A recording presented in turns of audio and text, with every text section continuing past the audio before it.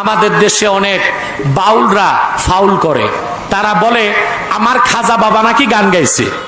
গান গাইছিল খাজা যেই দিন গান গাইছিল খাজা যেই দিন। আকাশটা কাঁপছিল কেন, জমিনটা নাচছিল কেন, আকাশটা কাঁপছিল কেন, জমিনটা নাচছিল কেন, বরফের থামছিল কেন সেই দিন। গান গাইছিল খাজা যেই দিন গান গাইছিল খাজা যেই দিন।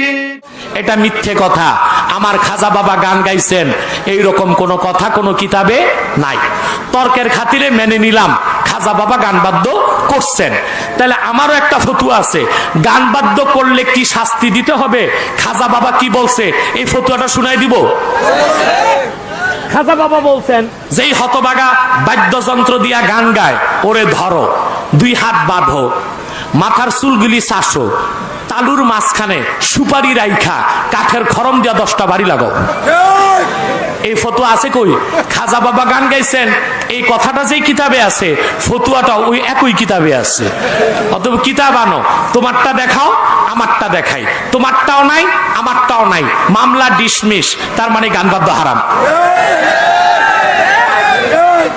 এখন যেই গান বাদ্য হারাম, ওয়াজের মাহফিলের পবিত্র স্টেজে সেই গান বাদ্য শুধু হারাম না জঘন্য হারাম? যে স্টেজে গান বাদ্য হবে ওই স্টেজে কোনো আলেম ওয়াজ করতে যাবেন না।